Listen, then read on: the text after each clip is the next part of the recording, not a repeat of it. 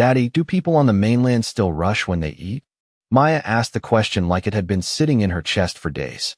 Elijah Brooks looked up from the fishing net resting across his lap and turned toward the ocean. The Atlantic rolled softly beneath the pale gold light of early morning, endless and calm, like the world had forgotten how to be angry out here. He leaned back against the weathered wooden steps of the small beach house and took a slow sip of black coffee. "Most of them do," he said quietly.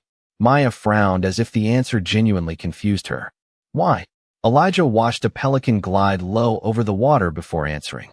"Because they think slowing down means falling behind." Maya considered that very seriously while brushing sand off her bare knees. Then she nodded once like a tiny professor solving a difficult equation and returned to drawing shapes in the sand with a seashell. Elijah smiled faintly, just a little, the kind of smile that disappeared almost as quickly as it came. Morning arrived differently on the island. No traffic, no sirens, no glowing phone screens buzzing beside anxious hands. Only wind moving through sea oats. Only the distant creak of old docks waking with the tide. Their house sat near the edge of the island where the trees bent slightly from years of salt air and storms. Small, white paint peeling near the porch railings. A rusted lantern hanging beside the front door. It wasn't much to look at from the outside, but inside, Maya's laughter still lived in the walls. Elijah reached for the radio beside him and turned the volume slightly higher. A mainland station crackled through static. Stock market panic. Political shouting. Another billionaire buying another company. Another storm warning somewhere far away. Elijah listened for less than 10 seconds before switching it off. Silence returned immediately. Better silence than noise pretending to matter. Maya looked up again. "Are we poor?" she asked suddenly. Elijah blinked once. Children asked questions adults spent years avoiding. He stared at the horizon before answering carefully. "No, baby." "Then what are we?" The ocean breeze moved through Maya's curls. Elijah looked at her for a long moment. "Free enough to hear ourselves think." Maya smiled at that, even though she probably didn't fully understand it yet. But children understood peace long before adults did. A gull cried overhead. Somewhere farther down the shore, an old fishing boat knocked softly against the dock. Elijah stood slowly, joints stiff from years of hauling nets, and carrying more grief than he ever spoke about out loud. At 42, his hands looked older than the rest of him. Thick scars near his knuckles, salt-cracked skin, fingernails permanently rough from rope and engine grease. But his movements stayed gentle around Maya. Always gentle. He stepped toward the shoreline while carrying the folded net over one shoulder. Maya hurried behind him, holding her little bucket of shells like buried treasure. "Daddy?" she asked again. "Yeah." "Do you ever miss the mainland?" Elijah stopped walking. The question hit quieter than the wind. For a second, the only sound was water brushing against the sand. Then he looked down at his daughter and gave the smallest shake of his head. "I miss people sometimes," he admitted softly, "but not the noise." Maya slipped her tiny hand into his, and together they walked toward the waiting boat while the island breathed slowly around them, untouched by the world rushing somewhere far away. The boat drifted gently across the water while the morning sun climbed higher above the island. Elijah guided the small engine with one hand resting loosely on the wheel, steady and relaxed, while Maya sat near the front with her hoodie pulled over her curls against the ocean wind. She hummed softly to herself while trailing her fingers through the cold salt spray every time the boat dipped low enough beside the waves. 20 miles away, the mainland was already awake in the way Elijah remembered too well. Car horns, office elevators, coffee swallowed too fast, faces lit by screens before sunrise. But out here, time stretched differently. Nobody hurried the tide. Nobody argued with the weather. The ocean decided everything eventually. Elijah preferred it that way. Maya pointed toward a cluster of dolphins rising briefly through the water ahead of them. "Daddy, look." Elijah smiled without looking surprised. "They always come out when the water is calm." Maya leaned farther over the edge carefully. "Do you think they know us?" Elijah shrugged faintly. "Maybe they just know we are quiet." Maya accepted that answer immediately. Children did not need everything explained. That was something Elijah loved about her. They reached the fishing markers just after 8 in the morning. Elijah cut the engine, and silence settled around them again except for gulls crying somewhere overhead. He moved automatically after that, hands working ropes, pulling traps, checking lines. The rhythm lived in his muscles now. Years ago, his hands had touched different things. Blueprints, steel models, computer screens glowing late into the night. He used to build marine systems for luxury ships in Charleston before life folded in on itself quietly and all at once. Now he repaired old engines and sold fresh grouper twice a week to the supply ferry. Funny how grief changed what mattered to a man. Maya sat cross-legged beside a bucket while sketching little fish shapes inside her notebook. "Can I ask you something?" she said. Elijah glanced over. "Always." She hesitated slightly. "Do you think Mom would have liked the island?" The question arrived softly, like rain beginning before you notice the clouds. Elijah lowered his eyes toward the water for a second. He rarely spoke about Maya's mother in long conversations. Not because he wanted to forget. The opposite, actually. Some memories felt too important to handle carelessly. "Your mom loved quiet places," he said at last. "She used to hate crowded restaurants." Maya smiled faintly at that. "Like me. Exactly like you." The wind shifted colder for a moment. Elijah reached over and zipped Maya's hoodie higher without interrupting the conversation. Small habits became a language between people who loved each other deeply. Maya looked toward the horizon. "I wish I remembered her better." Elijah swallowed once before answering. "You remember enough." Maya nodded slowly. Then she returned to drawing in her notebook, while Elijah stared at the water longer than before. The ocean moved gently beneath the boat, endless, breathing slowly against the hull. Some losses screamed when they arrived. Others stayed quiet forever. Those were usually the hardest ones to carry. Around noon, dark clouds gathered faintly in the distance far beyond the eastern waterline. Elijah noticed immediately. Years on the island taught him to read weather the way other men read newspapers. He narrowed his eyes toward the horizon.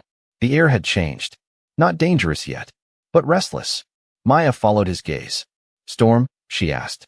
Elijah nodded once. "Maybe tonight." Maya looked up at him carefully. "Do storms ever scare you?" Elijah rested one rough hand against the steering wheel and stared toward the shifting gray clouds far away. "Not the ones outside," he said quietly. By late afternoon, the sky no longer looked sleepy. The soft blue horizon had turned heavy and gray, thick clouds folding over each other like dark blankets dragged across the ocean. Elijah secured the final rope against the dock while Maya carried their small cooler toward the house with both arms wrapped tightly around it. The wind had changed direction twice in the last hour. That usually meant trouble. Not dangerous trouble yet, but enough to make the island quieter than usual. Even the gulls had disappeared. Elijah paused near the porch steps and looked out toward the water again. Far in the distance, something moved between the rising waves. Small, white, unsteady. He narrowed his eyes. A boat. Maya followed his stare. "Somebody out there?" Elijah nodded once without speaking. The vessel drifted strangely against the current, almost sideways. Not how locals traveled. Tourists sometimes underestimated Atlantic water. Rich people especially. They thought expensive boats could negotiate with storms. The ocean rarely cared. Elijah grabbed the old binoculars hanging beside the door and adjusted the focus carefully. Rain mist blurred part of the view, but he could still make out enough. A woman alone near the center console. No visible lights. No control over the steering. Elijah lowered the binoculars immediately. Inside Maya. She looked worried now. "Is she okay?" Elijah already pulled on his weather jacket. "I do not know yet." Thunder rolled low across the horizon. Not sharp, just distant enough to sound tired. Maya stood near the doorway, clutching her notebook against her chest. "You are going after her?" Elijah nodded while checking the flashlight batteries near the kitchen counter. Calm movements. Efficient. The kind built from years of surviving storms without panic. "Stay with Mrs. Alvarez if the power goes out." Maya stepped closer. "Be careful." Elijah rested one rough hand gently against the side of her face. "Always." 15 minutes later, the fishing boat cut through darkening water beneath a sky turning almost black. Rain began lightly at first, small drops tapping against the metal railing. Then harder. Wind pushed harder against the hull, throwing cold salt spray across Elijah's face while he guided the boat toward the drifting vessel ahead. He could see it clearly now. 30 feet long. Luxury model. White paint polished enough to reflect lightning. Definitely mainland money. The engine sputtered weakly before dying completely. Elijah moved closer carefully, timing the waves. "Hello." he shouted above the wind. No answer. Another flash of lightning lit the ocean silver for half a second. Then he saw her. A woman collapsed beside the steering console, one hand still loosely gripping the rail as rain soaked through her dark coat. Elijah secured his boat quickly and climbed aboard the larger vessel with practiced balance despite the rough water. "Ma'am?" he called out again while kneeling beside her. Her skin felt freezing cold beneath the rainwater. Blonde hair stuck against her face. Expensive watch. Barely conscious. Elijah glanced around quickly. No crew. No emergency flare. No second passenger. Strange. Very strange. The woman opened her eyes briefly, disoriented and exhausted. Gray eyes. Sharp even through the fog of fatigue. Where? Her voice barely worked. Elijah pulled his jacket tighter around her shoulders without hesitation. "You are safe." She blinked slowly like the words took effort to process. Another wave rocked the boat violently enough to send loose equipment sliding across the deck. Elijah steadied her carefully before lifting her into his arms.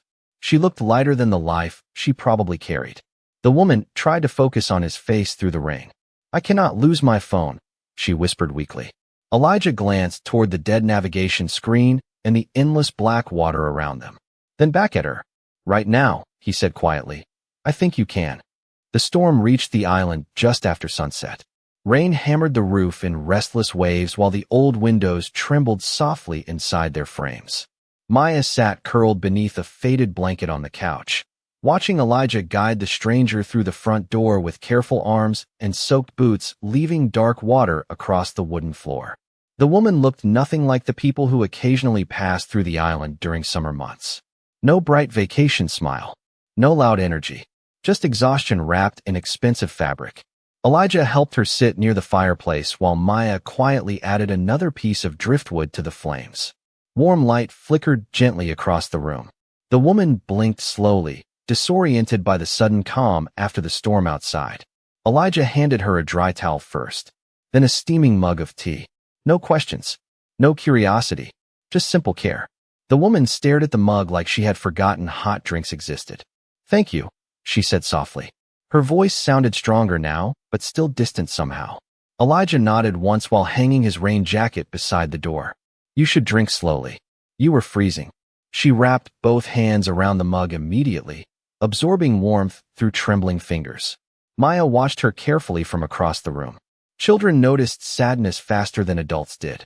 The woman glanced around the small house with visible confusion. Old books stacked near the fireplace. Fishing gear hanging neatly beside the kitchen doorway. Crayon drawings covering half the refrigerator. Nothing polished. Nothing performative. Real life lived quietly. "Where exactly am I?" she asked at last. "St. Alder Island," Elijah answered while drying rainwater from the floorboards. Her brow tightened instantly. "I need a phone." Elijah looked toward the dead cell phone resting uselessly beside the kitchen sink where he had placed it earlier. "Storm knocked out the tower 2 hours ago." She exhaled sharply through her nose. Not angry exactly. More like someone used to losing access to the world. "There has to be another line." Elijah shook his head once. "Ferry radio comes back tomorrow morning if the weather clears." The woman leaned back slowly against the couch cushions and closed her eyes for a second. Maya tilted her head. "Are you famous?" Elijah glanced toward his daughter immediately. "Maya." "What?" Maya whispered defensively. "She looks like somebody from television." The woman surprised them both by laughing softly. Very softly. The kind of laugh that sounded rusty from lack of use. "I used to be on television sometimes," she admitted. Maya nodded seriously like that explained everything. "Daddy does not watch much television." "I noticed," the woman murmured while looking around again. Another crack of thunder rolled outside. The lights flickered once before going out completely. Darkness swallowed the room except for the fireplace glow. Maya barely reacted. Elijah simply reached for the lantern sitting near the bookshelf and lit it with one smooth motion. Warm amber light filled the room slowly. The woman watched him carefully now, noticing things. The calmness. The silence. The way he moved without rushing even when storms arrived. Most people carried panic into dark rooms. Elijah carried stillness instead. Maya smiled proudly. "Daddy says candles make people kinder." Elijah raised an eyebrow while setting the lantern on the table. "Do I say that?" "All the time." The woman looked toward him over the edge of her tea mug. Does it work? Elijah thought about the question longer than expected. Rain tapped steadily against the roof above them. Somewhere outside, waves crashed hard against the shoreline rocks. Then he shrugged lightly. Sometimes people need darkness before they notice the light. The woman lowered her eyes after that. Quiet settled across the room again. Not awkward, just unfamiliar. The kind of silence wealthy people usually tried to buy their way out of. Maya eventually stood and walked toward the stranger with something small clutched in her hand. A seashell painted pale blue with tiny white stars across the surface. She placed it gently beside the woman's teacup. You can keep it, Maya said. For good dreams. The woman stared at the shell for several seconds without speaking. Then something inside her expression shifted very slightly. Not happiness. Not yet. But maybe the beginning of rest. The storm passed sometime before dawn. By morning, the island looked washed clean. Rainwater clung to the porch railings in tiny silver drops, while pale sunlight spread slowly across the shoreline outside the windows.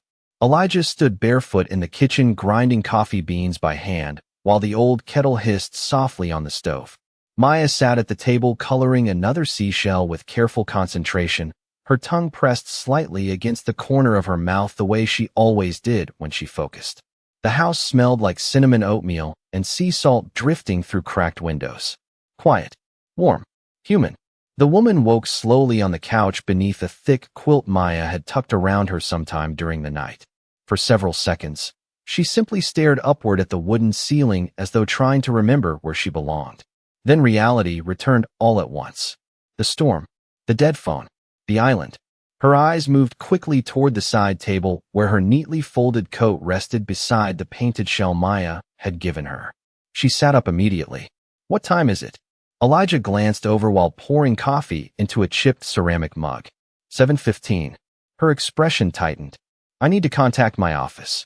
Elijah handed her the mug before answering. Ferry radio still down. She accepted the coffee automatically, distracted by larger worries already crowding her mind. People are probably looking for me. Maya looked up curiously from the table. Were you kidnapped? Elijah nearly choked on his coffee. The woman blinked once before letting out another small laugh despite herself. Softer this time. More natural. No, she said carefully. I sort of disappeared by accident. Maya nodded like that made perfect sense. That happens sometimes here. The woman studied the little girl for a moment. Does it? Maya pointed toward the window where the ocean rolled gently beyond the dunes. The island makes people quieter. Elijah set another bowl on the table. Maya, what? It is true. The woman wrapped both hands around the warm mug again. Maybe she is right. Elijah looked at her properly then. First time since bringing her inside. Without rain. Without darkness. She looked younger in daylight. Not softer exactly. Just tired in a way expensive clothes could not hide. Her face belonged on magazine covers and conference stages. The kind of woman whose schedule was probably managed down to the minute. Yet here she sat wearing one of Maya's oversized sweaters while staring silently at the ocean through salt-fogged windows. Strange world. I never thanked you properly, she said after a moment. Elijah shrugged lightly. You needed help. Most people would have asked questions first. Elijah stirred cream into Maya's oatmeal. Questions can wait. The woman lowered her eyes after that. Silence settled comfortably again while the kitchen filled with small, ordinary sounds. Spoon against bowl. Wind brushing the windows. The quiet crackle of cooling wood inside the fireplace. Maya suddenly hopped down from her chair. Come outside with me. The woman looked surprised. Right now? The tide pools are best after storms. She hesitated instinctively, glancing toward her dead phone on the counter again. Elijah noticed. You can worry later, he said calmly while rinsing dishes in the sink. The island will still be here. Something about the way he said it unsettled her slightly. Not because it sounded rude, because it sounded true. 20 minutes later, she followed Maya barefoot across wet sand while carrying her shoes awkwardly in one hand. The ocean breeze tangled through her blonde hair as gulls drifted overhead beneath the brightening sky. Maya crouched beside a shallow tide pool and pointed excitedly at tiny fish darting between rocks. This one lost half its tail last year, she explained proudly. Daddy says healing still counts even when things grow back different. The woman stared down at the tiny fish swimming stubbornly through clear water. Then she looked toward Elijah farther down the beach, repairing storm damage near the dock with steady, quiet movements. No audience. No urgency. No performance. Just a man fixing what the storm touched because it needed fixing. For reasons she could not explain yet, her chest tightened suddenly at the sight of him. By the second evening, the island no longer felt temporary to her. That frightened Claire more than the storm had. She stood alone near the porch railing while sunset spread amber light across the water, turning the entire shoreline soft and gold. Somewhere behind her, Maya laughed loudly at something Elijah said while they prepared dinner inside. The sound drifted through the open kitchen window and disappeared into the wind, like music too gentle for the mainland. Claire wrapped her arms loosely around herself and stared at the horizon. Nobody had yelled at her in almost 48 hours. Nobody had asked for signatures. Nobody had interrupted her meals with emergencies disguised as opportunities. No investors. No headlines. No assistants whispering about schedules. Silence felt unfamiliar at first. Now it felt dangerous, because part of her did not want to leave it anymore. "You look cold." Elijah's voice came from behind her. Claire turned slightly. He stood near the doorway holding a bowl wrapped with a kitchen towel to keep the heat inside. Steam curled into the cool evening air. "Maya insisted on clam chowder tonight," he explained. "Apparently storms require soup." Claire smiled faintly before she could stop herself. "Smart kid." Elijah nodded once. Usually, they stood quietly beside each other for a moment, watching waves roll toward shore beneath the fading light. The island moved slower after sunset. People waved from bicycles instead of cars. Porch lights flickered on one by one near the docks farther downshore. Somewhere nearby, someone played an old country song softly through a radio with too much static. Real life. Unpolished and breathing. Claire looked down toward the weathered dock. "You have built something very peaceful here." Elijah leaned one shoulder lightly against the porch post. "Peaceful does not always mean easy." Claire glanced toward him. "Still looks easier than my life." Elijah let out a soft breath through his nose. Not a laugh exactly. Maybe from far away. The kitchen window slid open suddenly. Maya leaned halfway out with dramatic urgency. "Daddy, the crackers are burning." Elijah closed his eyes briefly. "How does somebody burn crackers?" "I do not know, but it is happening." Elijah shook his head and disappeared back inside, while Claire stood alone, smiling into the ocean wind before realizing she was smiling at all. That unsettled her more than anything so far. Later that night, rain returned lightly against the roof while Maya slept curled sideways across the couch beneath her blanket fortress. Claire sat at the kitchen table with a lantern glowing softly between her hands. Elijah repaired a fishing net nearby with quiet concentration, rough fingers moving carefully through torn rope beneath the warm amber light. No television played in the background. No phones vibrated. Just the sound of rain and thread pulling through weathered knots. Claire studied him silently for a while. "Can I ask you something?" Elijah kept working. "Depends. Why did you leave the mainland?" His hands paused briefly against the net before continuing again. "Maya needed somewhere softer after her mother died." Claire lowered her eyes immediately. "I am sorry." Elijah nodded once without dramatics. "Me too." The rain deepened outside. Claire traced one finger slowly around the rim of her empty teacup. Most people would not walk away from everything. Elijah finally looked up then. Calm eyes. Tired eyes. Honest ones. Most people confuse noise with importance. Claire stared at him quietly after that. Something inside her shifted again. Small but undeniable. Back home, she managed 10,000 employees across 4 states. Financial magazines called her unstoppable. Investors called her brilliant. Her assistant once called her machine-like during an interview. Yet sitting here in a tiny island kitchen beside a man repairing fishing nets after midnight, Claire suddenly realized something almost painful. She could not remember the last time she felt genuinely calm. Around another human being. Elijah returned his attention to the torn net. "You should sleep," he said gently. "Tomorrow always arrives faster near the ocean." Claire looked toward the dark window where rain slid slowly down the glass. Then back at him. "I think this place is changing me." Elijah gave the faintest shrug. The island just makes people quieter long enough to hear themselves. The third morning arrived wrapped in fog. Thick white mist drifted low across the island, softening the shoreline until ocean and sky blurred together like unfinished watercolor paint. Claire woke earlier than usual to the sound of quiet movement downstairs. For a moment, she forgot where she was. Then she smelled coffee and cedar smoke and remembered the strange calm that had slowly settled into her chest over the last few days. She wrapped Maya's oversized sweater tighter around herself and walked softly toward the kitchen. Elijah stood near the counter repairing an old lantern beneath the pale gray morning light filtering through the windows. Maya still slept upstairs. The house felt smaller without her energy bouncing through it. Quieter. More intimate somehow. Claire paused near the doorway. "You are up early." Elijah glanced toward her briefly. Fish do not care about sleep schedules. Claire smiled faintly before noticing several papers spread across the table beside him. Diagrams. Technical sketches. Measurements written in sharp, precise handwriting. Not fishing notes. Engineering calculations. Her eyes narrowed slightly. "What are those?" Elijah followed her gaze and immediately began stacking the papers together. Too late. Claire had already seen enough. Complex marine stabilization systems. Structural designs. Offshore load calculations. The kind of work only highly trained specialists touched. "You designed these?" Elijah hesitated for half a second before nodding once. "A long time ago." Claire stepped closer slowly, studying the papers again. "These are not simple repairs. No, these are advanced commercial systems." Elijah set the lantern down quietly. "Used to be." Claire looked at him differently now. Not because success impressed her. She lived surrounded by successful people, but because nothing about him matched the way the world usually presented talented men. No ego. No performance. No need to announce what he once was. He carried intelligence the same way he carried grief. Quietly. "Who were you before the island?" she asked softly. Elijah leaned back against the counter for a moment while fog pressed gently against the windows outside.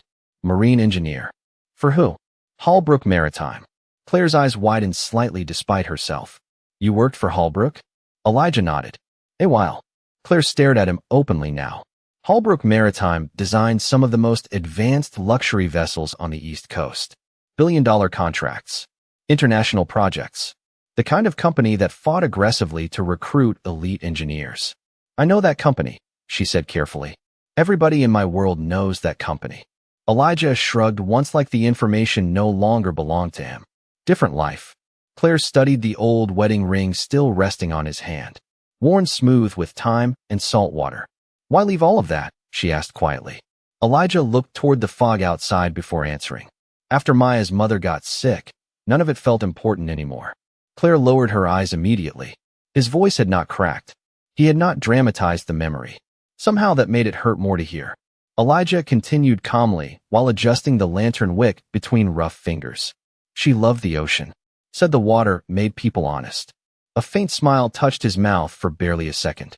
"When things got bad near the end, she asked me to promise something." Claire listened carefully now. "What?" Elijah looked upstairs toward Maya's room. "That our daughter would grow up somewhere gentle." Silence settled between them after that. Heavy in the softest way. Claire suddenly thought about her own apartment back in Manhattan. 43 floors above the city. Floor-to-ceiling windows. Imported marble. 3 assistants managing her schedule. She had spent almost $12 million building a life she barely survived inside. Meanwhile, this man had walked away from prestige, money, and recognition just to keep one promise. To someone he loved. Claire felt something painful tighten quietly beneath her ribs. Elijah noticed the look on her face and misunderstood it immediately. "You do not have to feel sorry for me." Claire met his eyes slowly. "I do not." He waited. Claire glanced around the tiny kitchen glowing softly in the gray morning light. The hand-painted seashell beside the sink. Maya's rain boots by the door. The smell of coffee and salt air drifting together through the room. Then she looked back at him. "I think," she said softly, "I might feel sorry for everyone else." That night, the island lost power again. Not suddenly. Slowly. One light flickered near the kitchen sink. Then another near the hallway. Finally, the entire house settled into darkness beneath the steady sound of rain outside. Maya barely noticed. She was already asleep upstairs after insisting Elijah read the same lighthouse story 3 times before bed. Claire sat alone at the kitchen table, staring at the black screen of her dead phone, while thunder rolled far across the ocean. The silence felt different tonight. Heavier somehow. Earlier that afternoon, Elijah had managed to reconnect the ferry radio long enough for a short transmission from the mainland. Claire's company had been searching for her nonstop. News stations, emergency crews, investors demanding updates, free board meetings postponed. Her assistant crying over the radio with relief after hearing her voice for less than 30 seconds. Claire should have felt eager to return. Instead, she felt exhausted just hearing her old world speak again. Elijah entered the kitchen carrying 2 lanterns and set one gently beside her without a word. Warm amber light spilled across the table between them. Claire rubbed her forehead slowly. I forgot how loud everything sounds there. Elijah sat across from her quietly. Rain tapped against the windows in uneven rhythms while wind moved softly through the porch screens outside. People confuse urgency with importance, he said. Claire laughed weakly. You really do have an answer for everything. Elijah shook his head once. Not everything. Silence settled again. Claire stared at the lantern flame for a long moment before speaking softly. I used to think if I stopped moving for even 1 second, everything would collapse. Elijah listened without interrupting. Claire folded her arms tightly across herself. I built an entire life around being needed. Another low thunder roll drifted through the darkness. And now? Elijah asked gently. Claire looked toward the rain-covered windows. Now I do not know if anybody actually sees me anymore. The words slipped out quieter than she intended. Honest in a way she had not been with another human being for years. Elijah leaned back slightly in his chair. No dramatic sympathy. No rushed reassurance. Just presence. Steady and calm. Maya sees you, he said after a while. Claire swallowed once. Children see everybody. Elijah nodded. Exactly. Claire looked at him carefully then. How do you do that? Do what? Sit so quietly beside people without trying to fix them. Elijah thought about the question longer than expected. The lantern light moved softly across the lines in his face, while rain continued falling beyond the windows. After my wife got sick, he said quietly, I learned something difficult. Claire waited. Elijah lowered his eyes briefly toward his hands resting on the table. Sometimes people do not need solutions. His voice stayed low. Steady. Sometimes they just need someone who is not afraid to stay. Claire felt her chest tighten painfully at the sentence. Not because it sounded poetic. Because nobody had ever offered her that before. Her entire world ran on performance. Productivity. Results. Every conversation measured by usefulness. Yet this man sat beside her in darkness, asking for absolutely nothing in return. Claire looked away quickly toward the storm outside. Her eyes burned unexpectedly. I do not think I know how to rest anymore, she admitted softly. Elijah reached over and adjusted the lantern wick slightly higher. Warm light filled the room a little more. Then maybe, he said, you came to the right island. Claire laughed once through the tears gathering quietly in her eyes. Small tears. Tired ones. The kind people carried for years before finally letting them exist. Elijah did not look away from her sadness. He did not stare either. He simply stayed. The storm continued breathing softly around the house, while somewhere upstairs Maya slept peacefully beneath her blankets. Claire leaned back in the chair and closed her eyes for just a moment beside the lantern glow and the sound of rain. And for the first time in longer than she could remember, her body stopped bracing for impact. The helicopter arrived just after sunrise 3 days later. Claire heard it before she saw it. A distant mechanical pulse cutting through the quiet morning air while gulls scattered above the shoreline. Maya ran onto the porch first, barefoot and wide-eyed, her curls bouncing wildly in the wind. Daddy, she shouted, pointing toward the ocean. Somebody is coming. Elijah stepped outside slowly with a mug of coffee, still warming his hands. The helicopter appeared through the pale morning clouds moments later, circling once above the island before descending toward the open stretch of sand near the docks. Claire stood frozen near the porch steps watching it approach, while something heavy settled quietly inside her chest. Her world had found her again. Men in dark jackets stepped onto the sand almost before the helicopter fully landed. One woman hurried forward immediately the second she spotted Claire. Miss Whitmore. Her voice cracked with relief. Oh my God. Claire recognized her assistant instantly. Olivia looked exhausted. Eyes swollen from days without sleep. Claire had never noticed before how young she actually was. We have been trying to find you everywhere, Olivia continued breathlessly. The board contacted Coast Guard teams. Your mother called every hour. Investors are panicking. Reporters are already waiting in Manhattan. Claire listened quietly while ocean wind moved through her hair. Every sentence sounded louder than the helicopter blades behind them. Elijah stayed near the porch beside Maya, without interrupting. Calm as always. Invisible to her world even now. Olivia finally lowered her voice slightly. There is a car waiting once we reach the mainland. You have meetings scheduled starting tonight. Claire glanced toward Elijah then. He simply sipped his coffee while Maya leaned sleepily against his side. No pressure. No expectation. Just quiet presence standing beneath soft morning light beside a weathered little house near the sea. Claire suddenly realized something painful. Nobody from her old life had asked if she was okay yet. Only whether she was returning. Maya looked up at her carefully. Do you have to leave now? Claire knelt slowly in front of her. I think I do. Maya stared down at the sand for a moment before pulling something small from her sweater pocket. Another painted shell. Pale green this time with tiny gold dots across the surface. For when the city gets loud again, she whispered. Claire felt tears threaten instantly. She accepted the shell carefully, like something fragile enough to break the entire morning. Thank you. Maya wrapped her little arms around Claire's neck tightly without another word.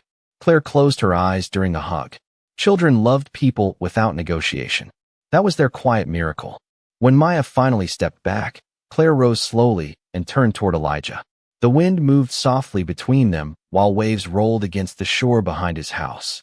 I never properly thanked you, she said quietly. Elijah shook his head once. You already did. Claire studied his face for a long moment. Calm eyes. Salt-weathered skin. The same stillness that somehow made every room feel safer. Most people would have asked for something by now, she admitted softly. Elijah slipped one hand into his jacket pocket against the morning breeze. Most people are louder than they need to be. Claire laughed through tears she no longer bothered hiding. The helicopter crew began signaling impatiently near the sand, time pulling her backward toward the life waiting offshore. Claire looked once more at the little house. The fishing nets drying beside the porch. Maya clutching Elijah's hand. Coffee steam drifting into cool island air. It was the simplest picture she had ever seen, and somehow the richest. She took several